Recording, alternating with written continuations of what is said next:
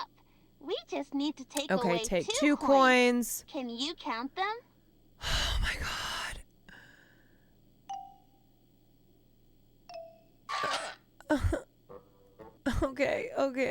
Okay. This is hell. The next place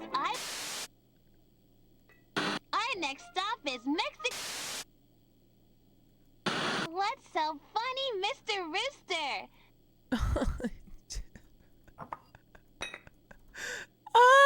Someone gave this to me when I was feeling really bad and scared, and it made me laugh.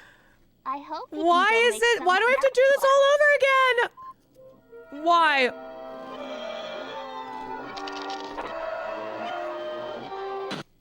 I cannot believe this. 3 coins for Mr. Rooster. I cannot fucking believe this.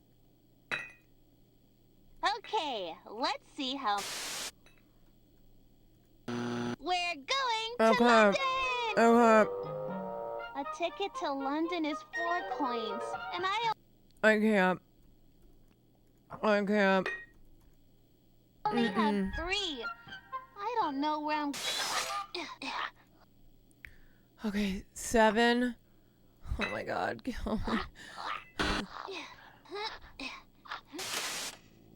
Wait! Fuck me! I can't do this anymore. I can't watch it all again. I cannot watch it all again. I refuse to. I'm quitting. I cannot do this all over again. I cannot watch it. I can't. No. No.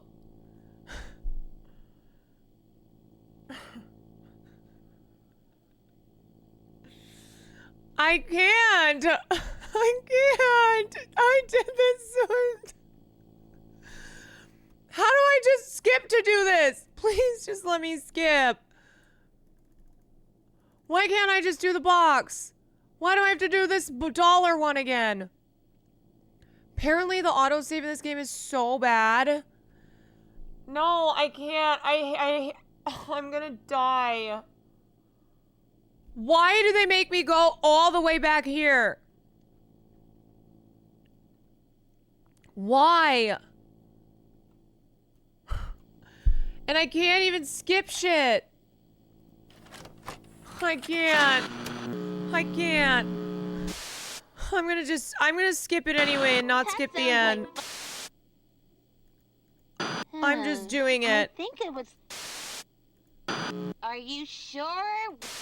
I hate her. Okay, if you want to make the same...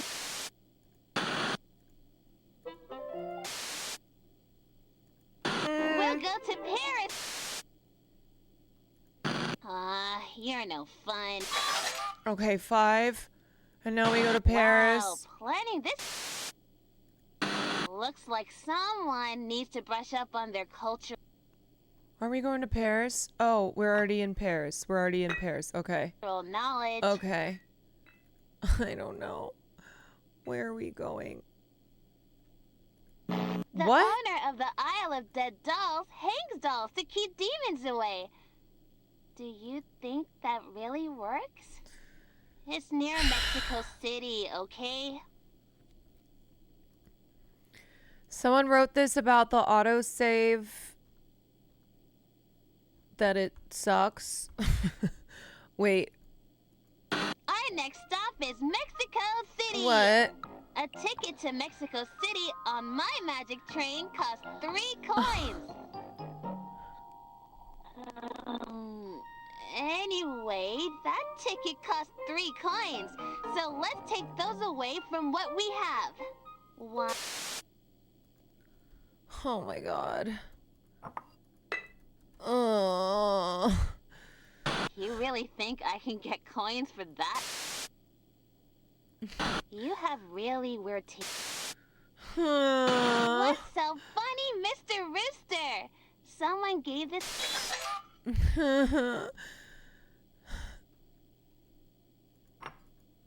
Okay.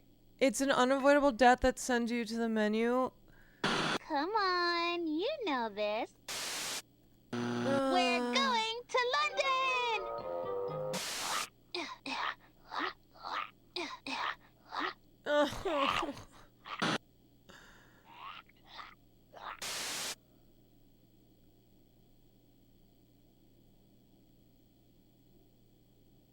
Yeah, you dumbass. Okay, we're going back.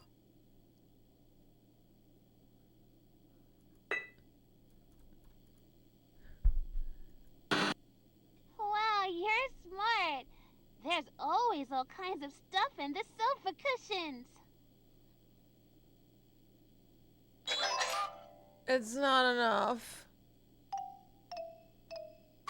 I can't do this anymore. I hate this game. I fucking hate this game. I fucking hate this game. What do you mean we just have to go all the way back to the beginning?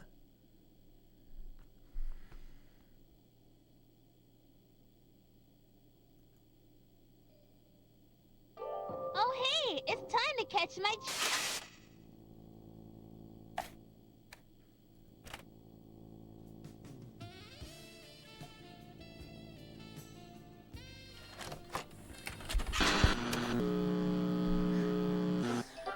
Thank you, baby matcha latte.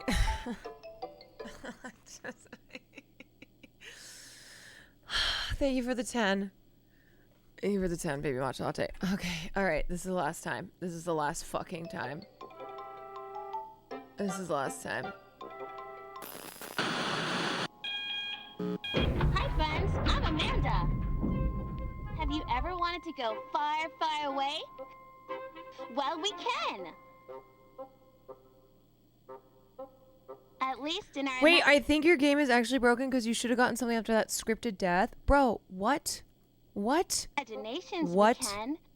Okay, we're gonna do this and see what happens. With my magic train. I don't know. If you could visit anyone in the world, who would you go see? I don't know. I don't know. We're playing this and then... Sounds like fun. I love to daydream about all the places I could have gone. Think about all the places we can go. Let's plan a trip. I've made pictures of all the places I want to go.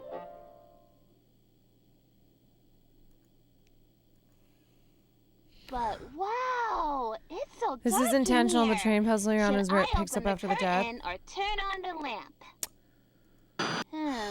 I think it would still be too dark.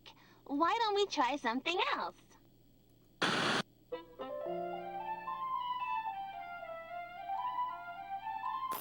That's much better. Now let's plan that trip. There are 3 places I want to go on my magic train today. First, I want to see the Eiffel Tower. Where can I do that? We'll go to Paris first on the magic train. It looks like a ticket to Paris costs 2 coins. Let's see what I have in my piggy bank. What's the best way to open this piggy bank? I can pull out the plug, or I can smash it! You're no fun.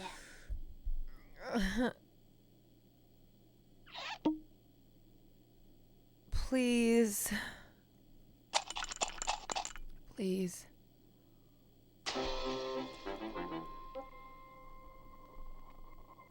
Let's count them together. 1, 2, 3, 4, 5.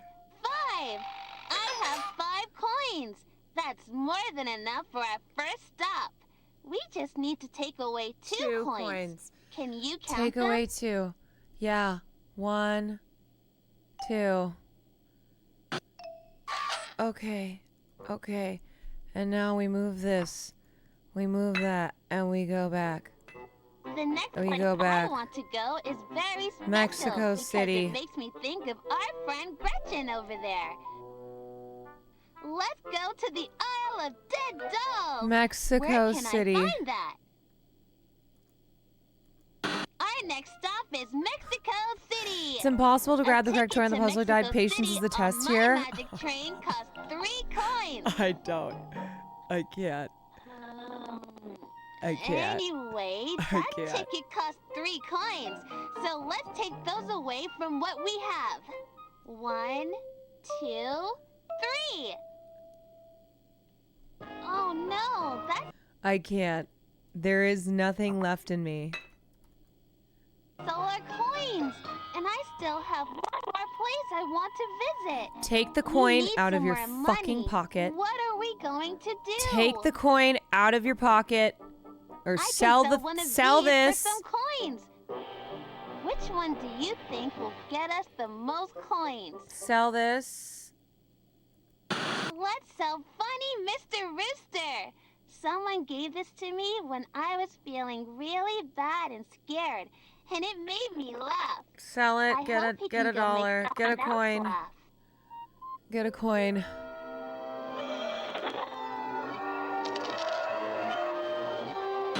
Money. Wow, I got 3 coins for Mr. Rooster. Money. Okay. Okay, let's see how much our next destination costs. I love learning about history on my trips. Where can I take a tour and learn about Jack the Ripper? We're going to London! A ticket to London is 4 coins, and I You have a only coin in your pocket. 3. I don't know where I'm going to get more coins for my trip. I might as well not even go anywhere. You have a coin in your pocket. Stupid fucking bitch. Wait a minute. I have a coin in my pocket. Now I have 4. That's enough for our last stop. Okay, pause. Remove this. Remove this. He takes the coin. No, go away. Get this weirdo out of here. He takes the coin. He takes it. No.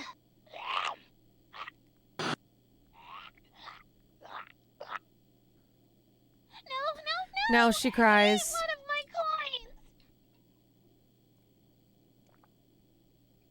coins. Now she cries. Throws a fucking fit. Okay, the last time we put this piggy bank up, give us the couch coins.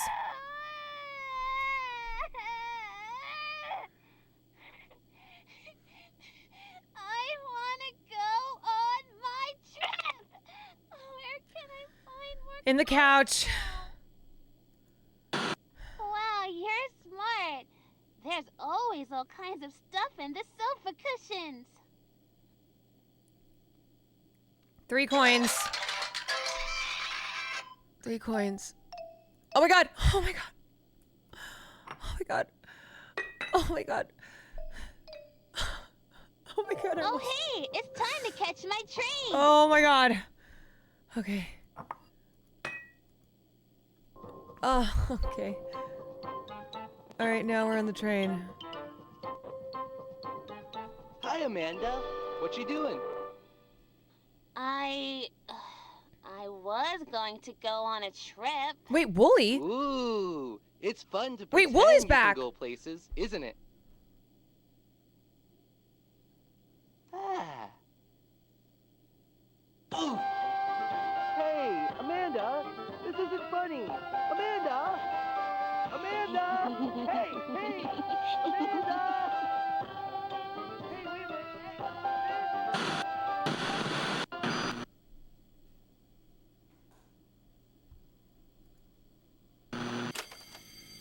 Oh.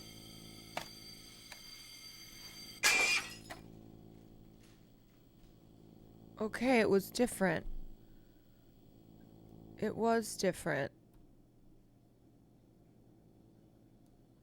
But how was it different? No, we've done this tape before too. We've done this before. I'm Amanda. Yeah, it's late. Okay, here's that.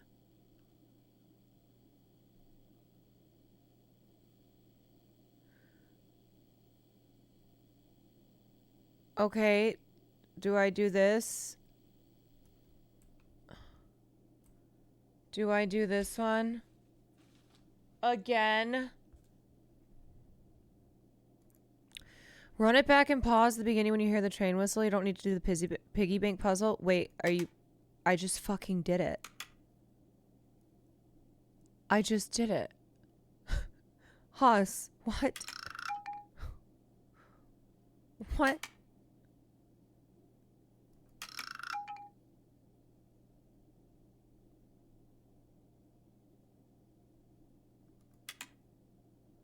What?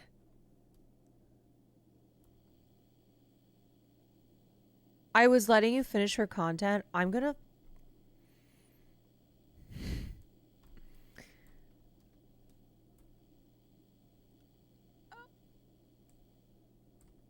The fucking video is not even there. I'm gonna end you. It's not even here anymore.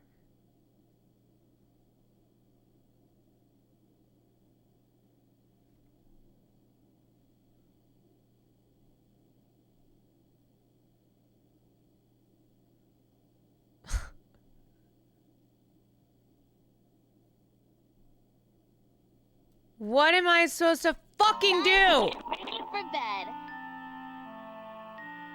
I guess I'll get ready by myself. Hey, wait. You can help me. Am I supposed to do this all over again? Fuck this.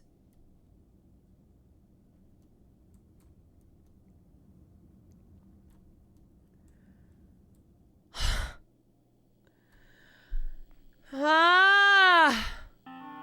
I can go to bed, Where's need to put away the my tape? But where did the tape go? Where did the tape go? Where? It's not even here. It's not here. It's gone. I put this one in. Now it's gone. Where the fuck is it? Where is it? Where? My dad told me once that it's always nice to have a friend. Where? Try again. You can do it. Wow, really? A baby could count these. Where is it?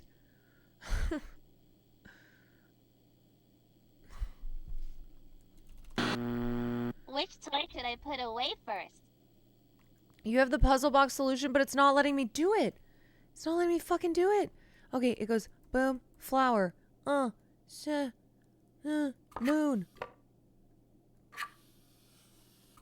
Moon. Okay. Okay, here, that goes there. And then this. I don't remember. I don't know. I don't fucking know. Kill me. Is it here? Okay, yeah. Give me the tape. Give me the fucking tape. Why is this one not working? XXOOOX. Okay. Okay, there it is. Great. Fuck. I have to do this shit.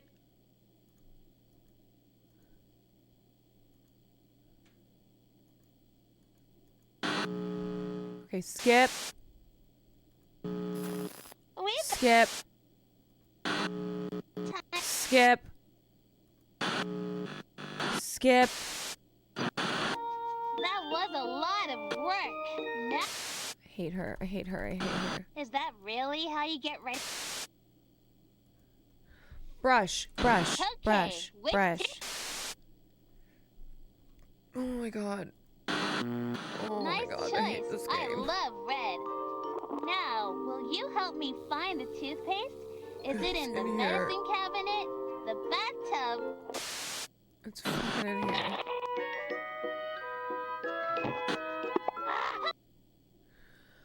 Okay. Oh my god. Okay. How did you get in here? Who even are you? Go away! A little help here, please. Do I have to watch this? Do I have to fucking watch all this video again? I'm sorry. I'm yelling. Do I have to watch this all again? Now my teeth Do will I have rot to out watch and this I'll whole start video again? to Do I have to watch every one of these tapes? I guess I'll wash my face. What's the point? No, I can't. Well, I guess I'm all done in here. Time to put on my PJs and hit the sack. Please just tell me where it's gonna be different. Haas! You did this to me! Which PJs should I wear tonight?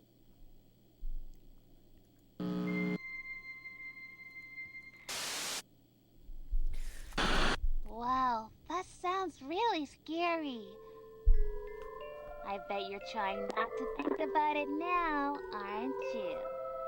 Thinking about something you're afraid of can give you nightmares, especially when there's no one around to help you think about nice thoughts.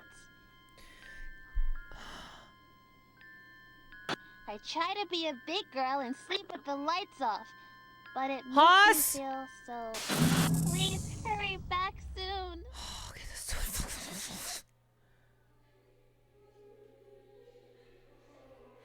Here's the nightlight. I'm doing the same things. I'm doing exactly what I did.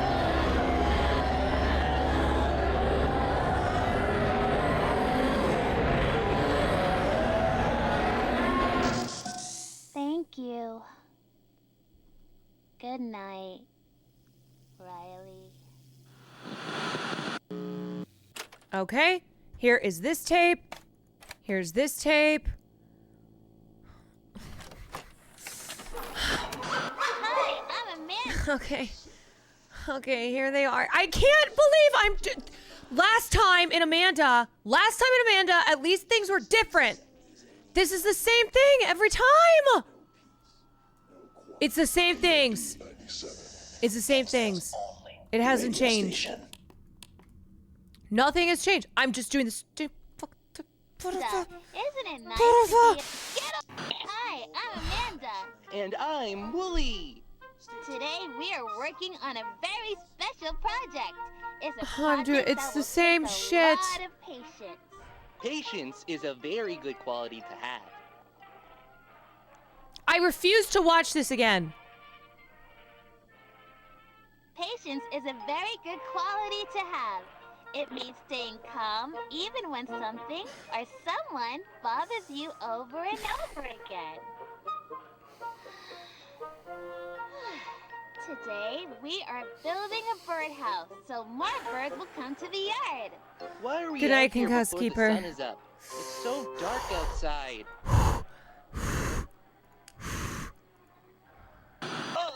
Oh my.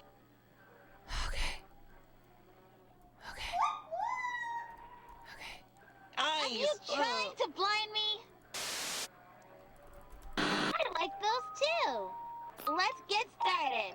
The first thing we have to do is cut the lengths of the wood to the right I can't watch it again. I have to skip. Should we use for that? I have to skip. Right. We'll use the saw. I can't. That's right. We'll use the nail gun to attach the pieces. Pew, pew, pew. This project is taking a long time, and we have to do everything very carefully. What does it help to have? Patience! Love lavender. Okay, now what tool should we use to paint Can I the skip all this? birdhouse? Please just tell me. Someone please tell me I can skip this. Good job. Please. This is going to be so Please pretty. just tell me. What the? Okay, this patient thing is going too far. Get him to go away.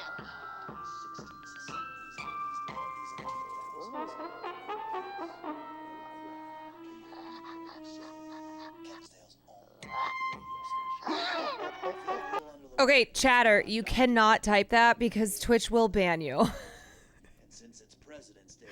Twitch will ban you. I'm prescribing Mods, 24 can somebody hours delete straight that? of the national anthem, and you're in luck. 'cause Fuck, your what'd I session do? starts now. KNG Oh. Okay. R.I.P. to your account, chatter. R.I.P. R.I.P.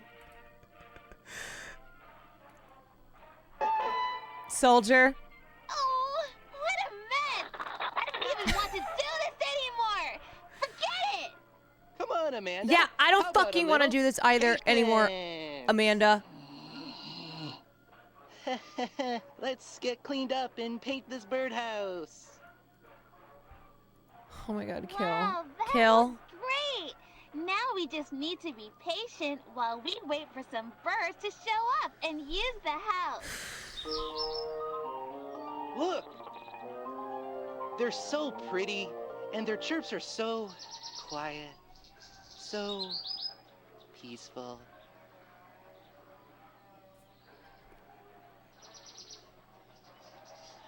Another activity that takes a lot of...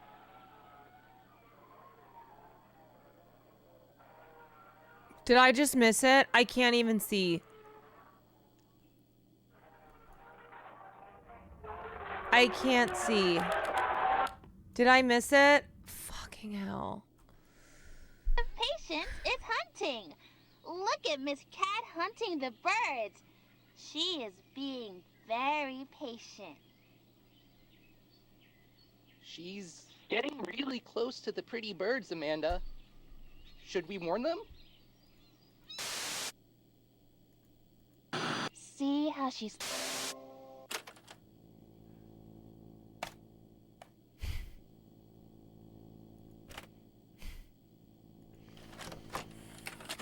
Hi, I'm Amanda. I like those too. How would we cut wood with that? Right. That's right. Love lavender. I think that would get pretty. In Friendsdale today, huh? Good job. DJ Brain coming at you from the KMD 97 studio. We've got a special treat for you at celebration of President's Day. If you've tuned in earlier, you might know what I'm talking about. That's right. It's the national anthem.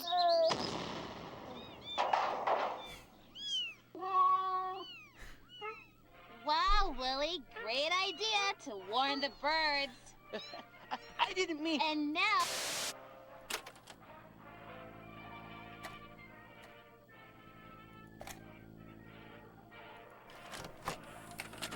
Hi, I'm Amanda. I like those too. Right. That's right. I love red. Okay. Good job. This is going to...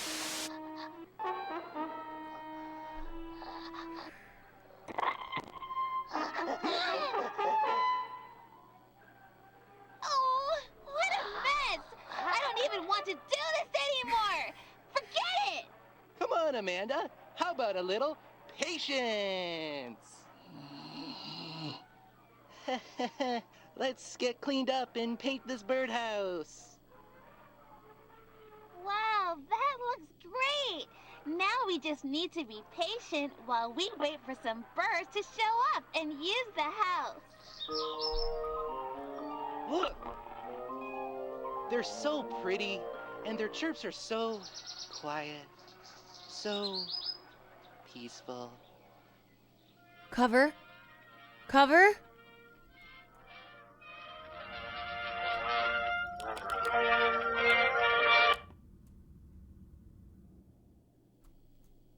Wait, I turn it up. I turn it up.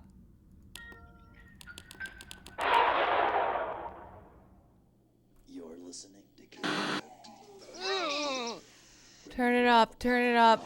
country, jazz, metal, Motown, reggae hits from the 40s, 50s, 60s, 70s, 80s, 90s, and 2000s. Oh my god. Be on the lookout for that creature. I told you about it. Don't Radio go station. running with that thing. Good morning, Kensdale. Or maybe good night. There's no windows in this studio, so it makes no difference to me. We're here celebrating President's Day. Okay, it's over.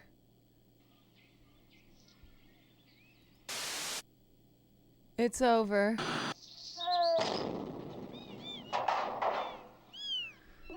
Twitch already executed Wendell. That's because they have an auto mod on it. Great idea to warn the birds. I didn't mean... And now nobody's using the birdhouse. We're going to have to sit here all day waiting for them to come back. That's going to take a lot of... Don't say it. Patience! Oh my god.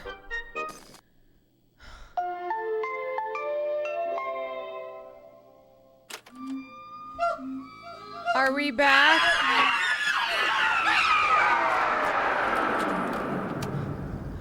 Is it over? Did we do it? Okay. Okay.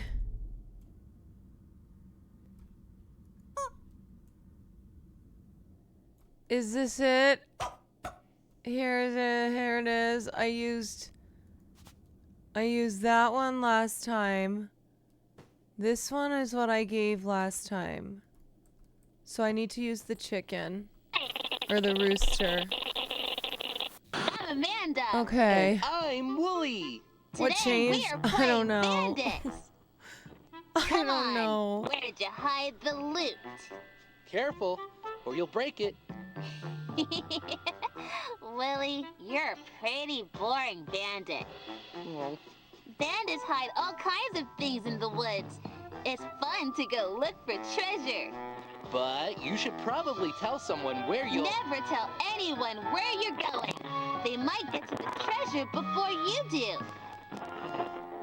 There's a legend that there is a special toy hidden deep in these woods.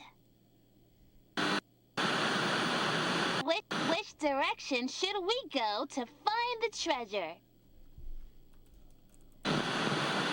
We can't go any farther south. Look carefully at the map. I think you're right. Let's go. Oh, I have a good feeling about this.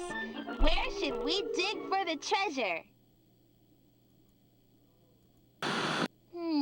Look more closely at the markings. I don't think that's it. Yes, that marking matches the one on the map. Let's dig. Oh, great. Okay. Here we go again. Seriously, who is that guy?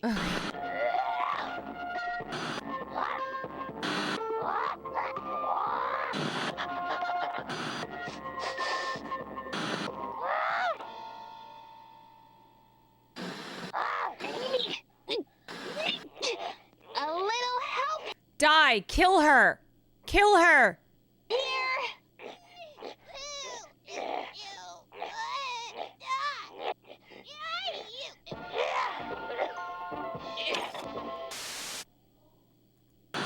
I don't think that will help. I only use those to... What can I use to fix my shovel? Good job! We can use the wood glue to fix the shovel.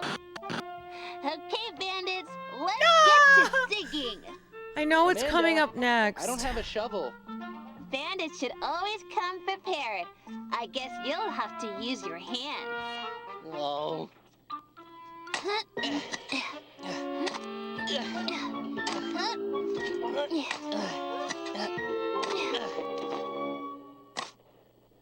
We did all that digging for this? Maybe this was important to someone once, but not anymore. Come on, Willie. Let's get out of here.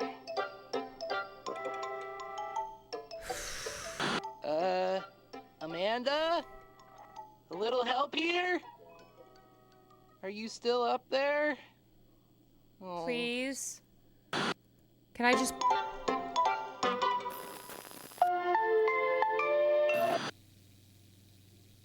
Actually, you know what? No. I'm not done. Pause. treasure Why wouldn't it let me hunting. pause? I really thought we'd find something special, and you didn't help me at all. So you'd better find something good for me. Do you have a treasure out there that will make me happy? Tick tock. Okay, it's gotta be the chicken. Tick. It's gotta be the chicken. Time's running out. Wait, how do I give it? It's not letting me. Fuck! Wait, give it to. Oh. Yes, okay, it's gotta be the chicken. Yes. Yes. Riley! Oh my god. Riley, are you okay? Riley, get out of there! You guys!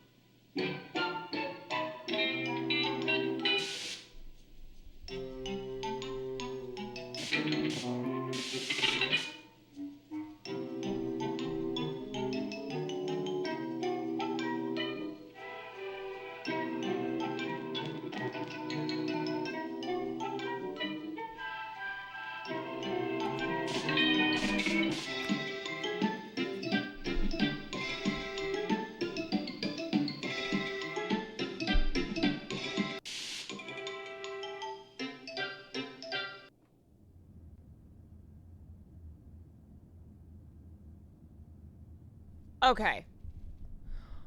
Okay. Okay. Haas, where the fuck are you? Haas? Oh my god, I have to go get this tape. I have to get this tape. How is the game? How long have you been watching? I think I should... my face and my life should be able to tell you everything.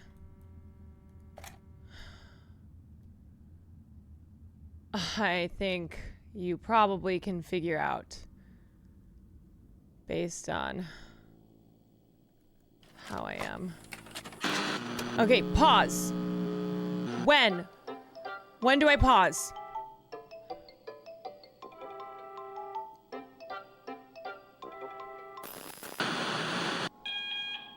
Honestly, I'm Amanda. Honestly, Rory, just watch me play this. Don't even play this yourself. Don't even do it. Have you ever wanted to go far, far away? Well, we can. At least in our imaginations we can. With my magic train. Is that a whistle? I don't know. I can't fucking tell. I can't tell. I can't tell. Did I miss it? Anyone in the world, who would you go see? I can't hear. I can't tell. I can't tell if there's a train. That sounds like fun. I'd love to daydream about. I can't. I don't know what a whistle is. Pause and turn around. Where's the train? Where is it? Where's the train? All the places I could have gone. Where's the fucking train? Think about all the places. Where's... I didn't hear the whistle. I didn't hear it. Places we can go. Let's plan a trip. I've made pictures of all the places I want to go.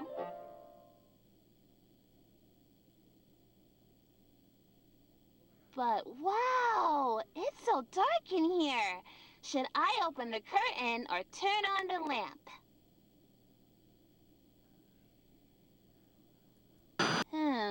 I think it would still be too dark. Why don't we try something else?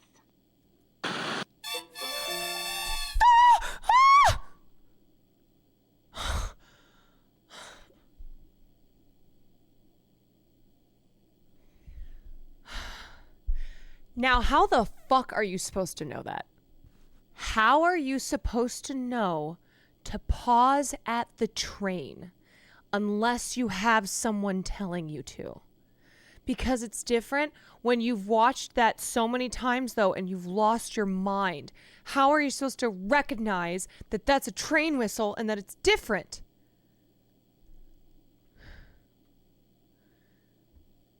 By having patience.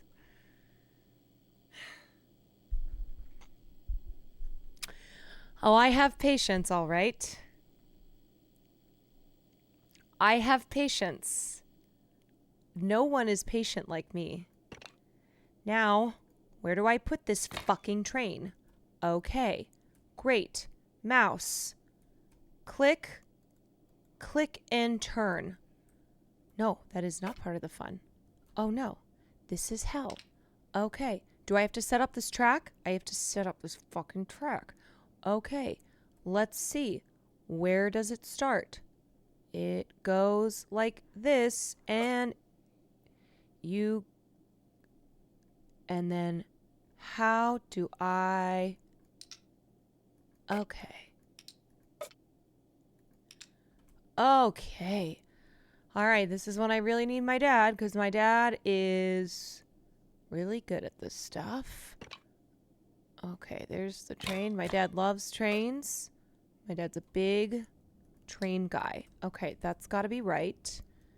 That's got to be it. Choo-choo. Now I need a straight track. Where's the straight fucking track? Where is it, though? It's got to go like here. Straight track. Why? Where? Where is it? Okay, green. Okay. All right. Okay. Okay. All right. Okay. We are... Yep. Nope. I don't think so. Nope, that's not right. Nope. Nope.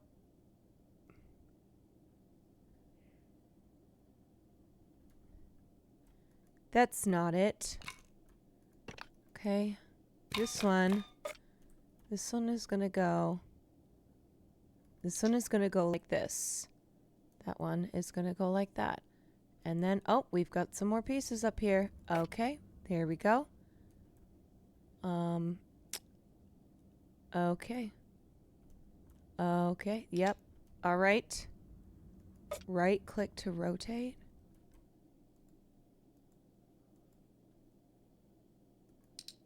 Okay. Okay. Okay. Okay, we've got this random piece. There she blows. There she blows. Please tell me we are done. What is this piece? Yep. Oh my god. Okay. Okay, and now we gotta put the train on the tracks. Yep. Okay. Oh my god. Okay. Okay.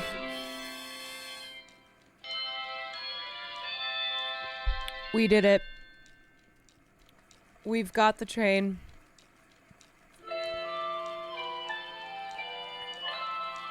And if the train goes off the track, let it bump on a butt. Okay.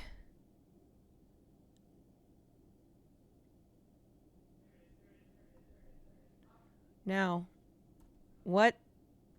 Is it over? Why didn't that work? Why didn't that work? Why didn't that work? I made the fucking train. It has to go...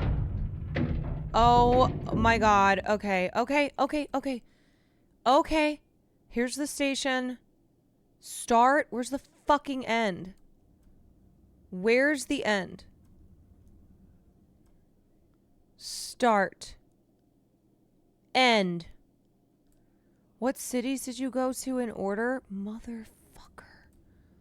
Motherfucker. I don't know. I don't know. Mexico City. London.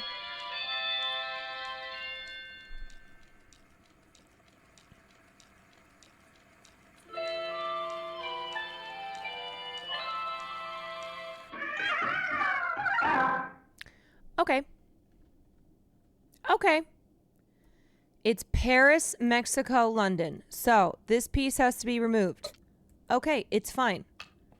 That piece has to be removed. And it's going to be like that. Okay, so that's going to go here. It's going to go through Paris. We're going to fucking go through Paris. And then this piece. Okay, and then we have to go straight. We have to go straight. Okay, so let's take this guy. Is he going to go straight like that? Yeah. We go this guy. And then what's this? Okay, I need him to go around the corner. And then... Fuck. Okay. Okay. What the fuck? Do I have to end? Wait. He goes here.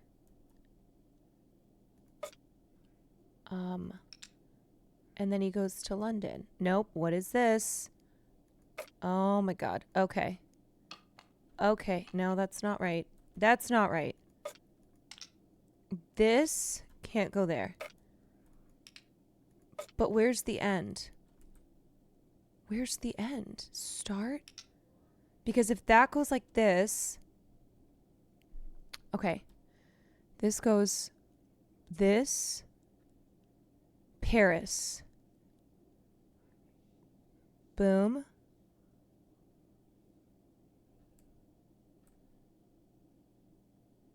Mexico City. Okay. London. And then we go home. And then we go home. Okay, this has to be it. Yes, come on. Show me Paris. Show me Mexico City. London. And now return home. Go to the end. Yep. Go to the station. Thank fucking God. Thank God. Oh my God. Okay. Okay. Okay, we take those wins. Wait, get the hell out of the player. Get out of there. Get out of there. Get out. Leave me. That would be a fun... Jeez, can't you figure this out? We'll go to Paris. Get out. Get out. Get out. Get out. I gotta skip all this. You're... Skip. Our next stop is Mexico. Skip. You really think I can get... Skip. Chicken. What's so fun? Skip. Come on, you know this. We're going. Skip. Skip. Okay. Okay. Okay. Okay. Okay, what is this?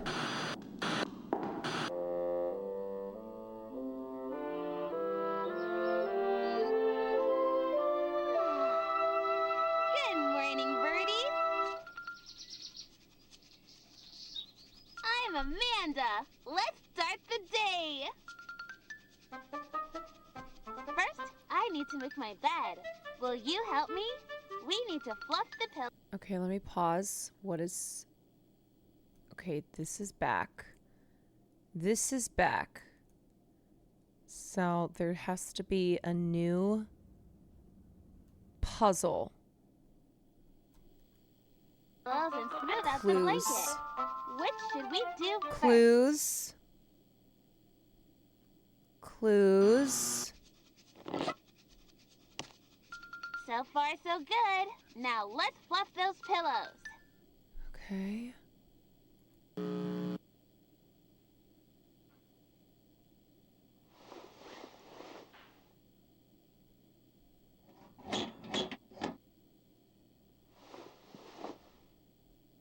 I don't like her crawling on. I don't like her crawling on her knees Look like that. how peaceful he is. He doesn't know about anything bad in the world. Thanks for helping me. It's nice not to have to do everything by myself. Every morning, I like to think about what adventure Yeah, what I was might in want that to go on pillow? that day. What kind of adventure would you like to go on today? Mm-hmm. Uh-huh. Yeah. Uh-huh.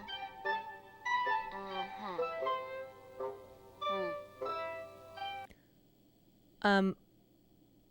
How about no adventure? That sounds great! I think I'm going to need my backpack for that one. Where did I put it?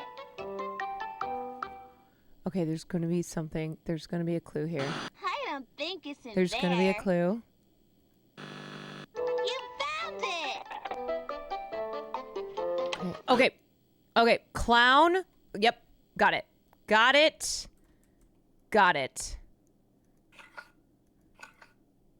Clown. Why are those? I don't know. I don't know. Flower.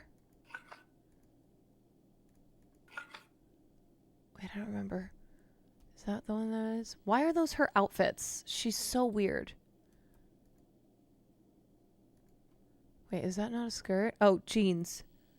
Oh, wait. Pink skirt, jeans. Pink skirt, jeans. Okay. Okay. Pink skirt. And then this one. Wait, why didn't that work? Oh, silver pants. Wrong pants. I can't even. I don't even know what's happening anymore. Okay. Okay, we got it. We got that one. Now we just need to do that one. We need to do that one. I'm starving. I'm going to get dressed and I'll meet you in the kitchen Her for fashion breakfast. is so bad. Breakfast is the most important meal of the day. God, this fucking What is kitchen. your favorite Okay, this kitchen. Anything in here. thing to eat for breakfast? I like to eat cigarettes. I don't like that for breakfast, but you do you, I guess. Okay. Okay. I usually have to make breakfast by myself. I'm pretty good at it, but today you can help me. Oh, this is gonna be the egg thing. Let's pick a cup for my juice. This is gonna be the egg Which thing. one should I use? Red, I love lavender. red, purple, blue. Now, do you want to help me make bacon or toast? The pig. Yum. Pig? Bacon's my favorite. I don't like that they have eyes. Can you find me something to cook the bacon on? What's taking you so long? Oh, what are these things? Why do I have these? How the heck am I supposed to cook bacon on that? Go. What the fuck? What the fuck? What is this? Okay. Oh, oh. Okay, you want me to give you a fucking pan? I'll give you a fucking pan. I will give you a pan. Little stupid ass bitch. Okay. Take it. Take it. Take it. Take it. Take it. Take the pan. Find me something I can use. What's Okay, taking okay, you oh, so long? Here you go. Thanks! Now what can I use to cook the bacon? The refrigerator, the sink, or the stove? How about your mom? Great! Let's make some bacon! so crisp and... Okay, what am I missing now? What am I missing? It's got to be this thing. So here's the pig for bacon. That's the last puzzle. It's the last puzzle. He's there! Get him out of here!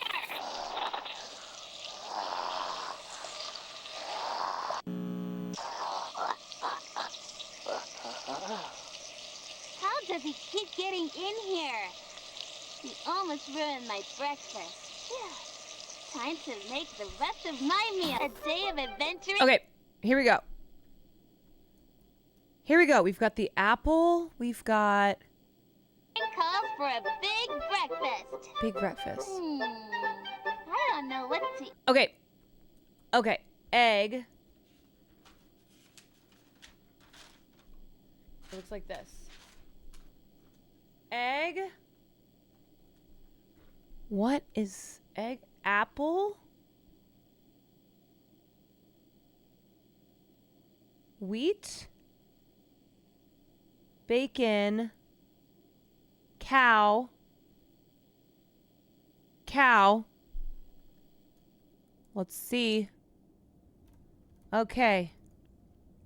Okay. Egg. Egg.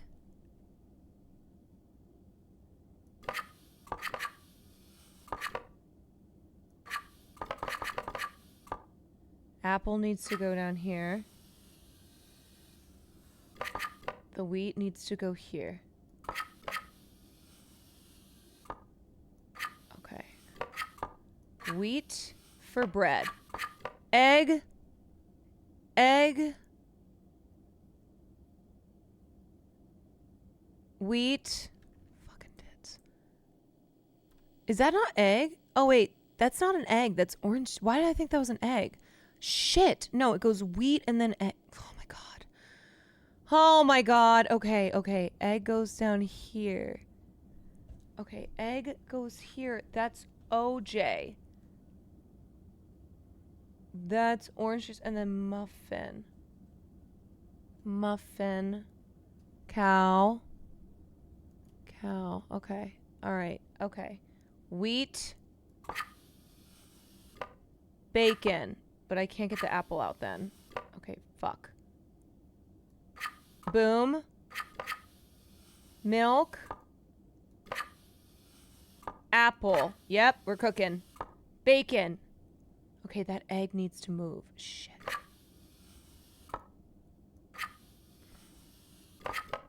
Okay. OJ. Oh, wait. We got it. We got it! Okay, let's finish this. Eat first. It all looks so good. Why did I think that was an egg? Why did I think that was an egg?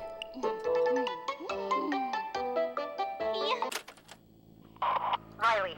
Okay, we've done I've it. been monitoring police frequencies and there's a fire. A really bad I don't one. care. I'd rather burn to death at this point. I'm glad we got out of there before whoever started that fire showed up, but I'm not sure there's going to be anything left there. Literally, let my body burn. I'm so sorry. Let me burn. Let me burn. Let me die.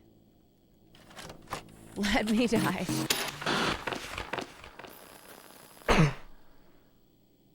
Oh my God, did he finally kill her? Did you do it, Wooly? Wooly. Okay. Wooly, did you do it? Did you fucking do it? Hi. I'm Willie. Today we're going to I don't know what we're going to do. Kill her. Amanda? Kill her. Kill her. Amanda, what do you want to do? I don't care. I don't feel right. Maybe doing something will make you feel better. I already tried drawing some pictures, but that didn't help. What do you do when you're feeling bad? Okay, pause. There's nothing different in the room. Okay. Yeah, drugs. What do I do when I'm feeling bad? I go to the one and only. Good for you. Joey Pants Fan, thank you for the tier 1. Amanda, how about an adventure? What makes you think I want to go on an adventure right now? Wooly, don't even Are try. you even paying attention? I feel weird. Leave me alone! Well, I'm gonna go on an adventure in my mind. You can come along with me if you like. That sounds like acid, Telling Wooly. a story is like going on an adventure. What's your favorite kind of story?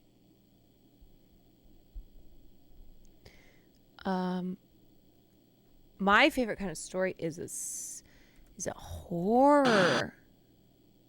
Those Horror kind of stories are story. too scary for me. Oh my god. Wow. I wish I hadn't asked. Okay, a story. Once upon a time. Hey, why don't you help me tell the story? We did not See if you need to have see anything that. there that will help you follow along. We did not need to Once see upon a that. time, there was a brave knight. It's okay. Take your time. Once upon a time? What? Is that the choice you want to go with?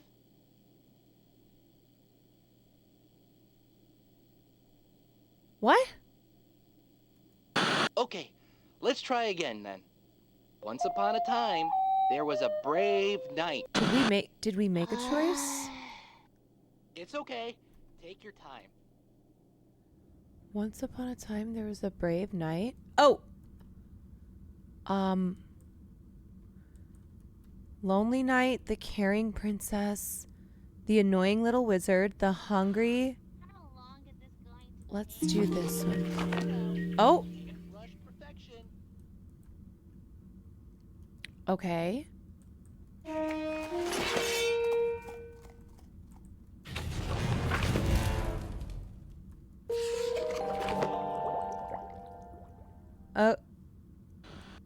Okay. It's okay.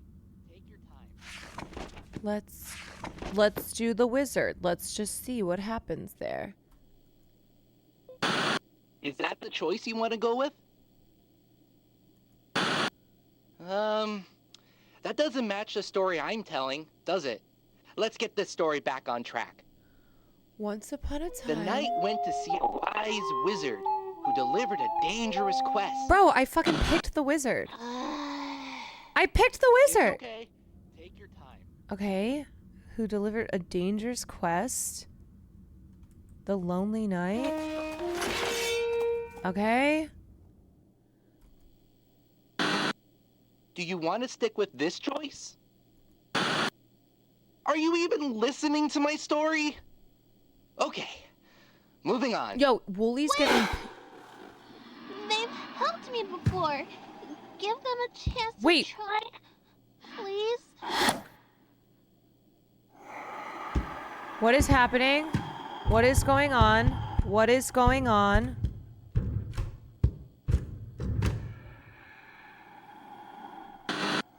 Did Amanda just help me? There was a dragon that guarded many riches in a dark, faraway cave.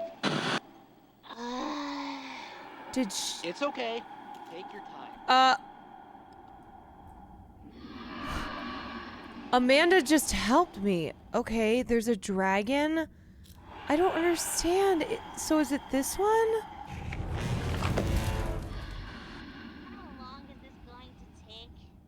Hey now, you can't run.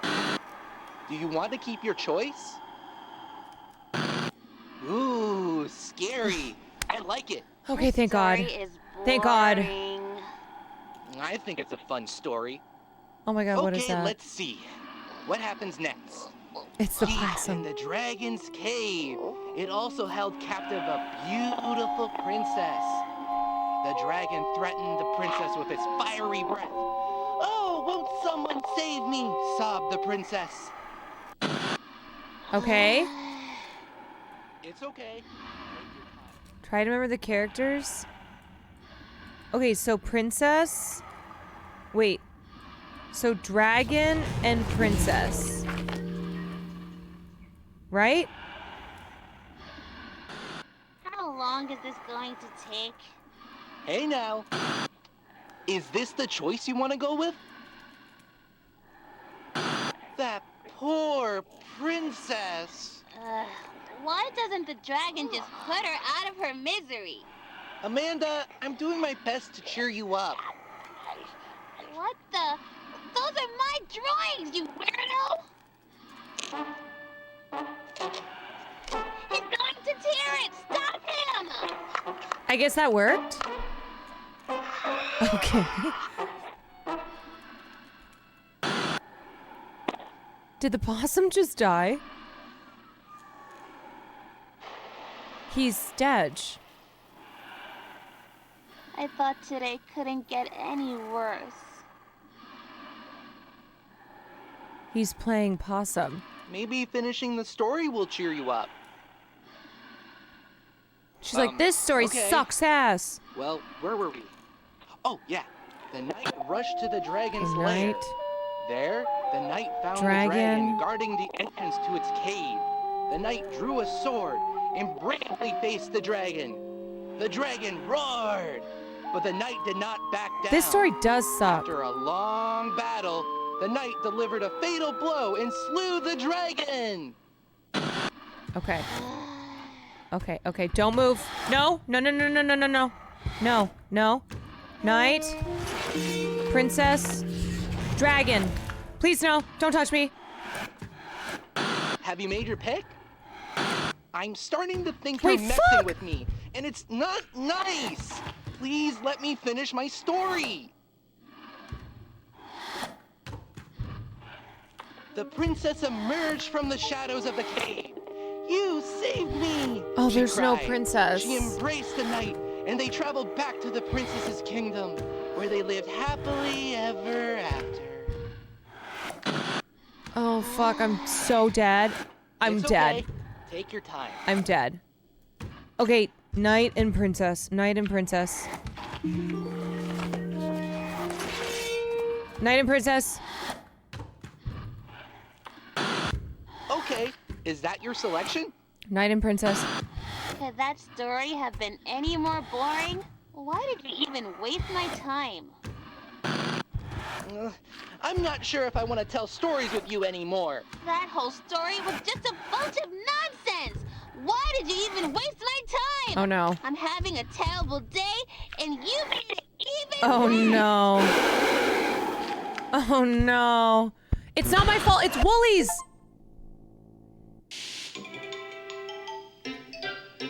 All right, I'm ending there. I'm ending there.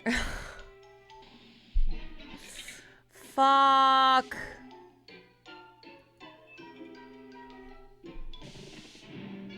I'm tired. I can't even keep up with the goddamn story.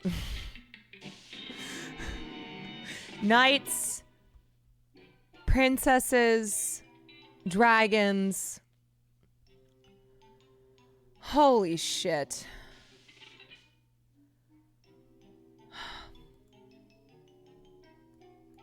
I don't even want to know what it looks like after that last death. Oh my god. That game honestly, it ages me. It has aged me. I have been aged. I have aged.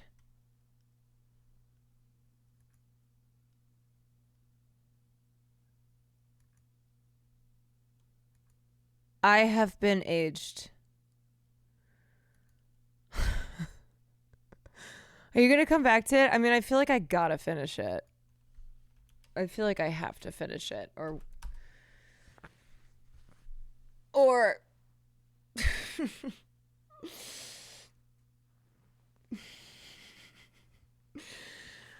you know what my problem is?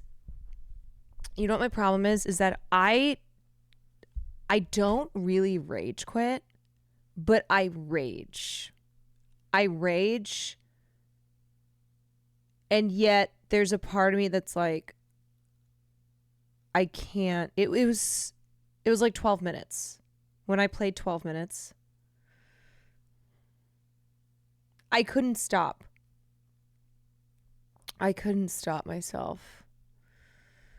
I know. I like to complete games, or at least as much as I can complete.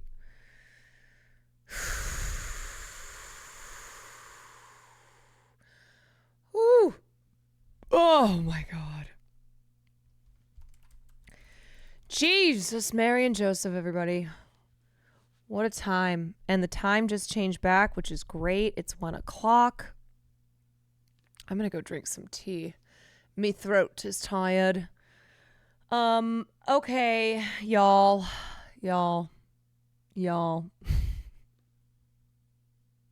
Sometimes I finish the gaming segment of the stream and I'm like,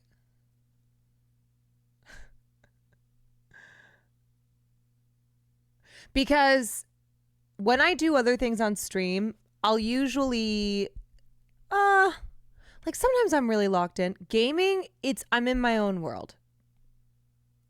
I'm in a totally different world, and I've gone through a lot.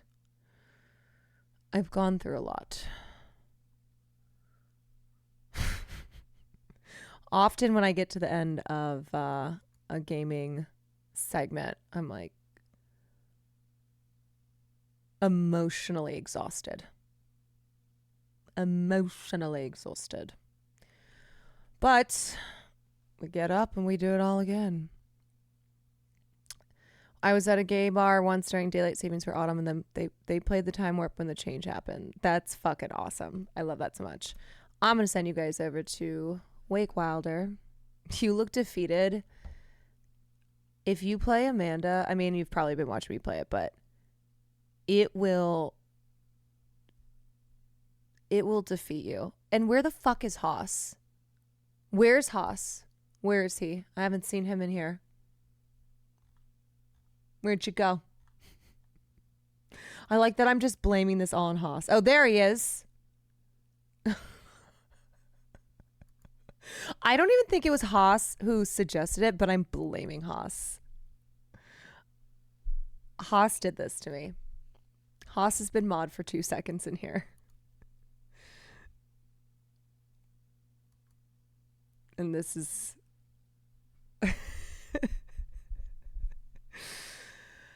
Oh, boy. I will see you guys mañana. And I will not be live Monday because I have podcastings. So I'll be live tomorrow. And then the next time I will be live is Tuesday, which is the election.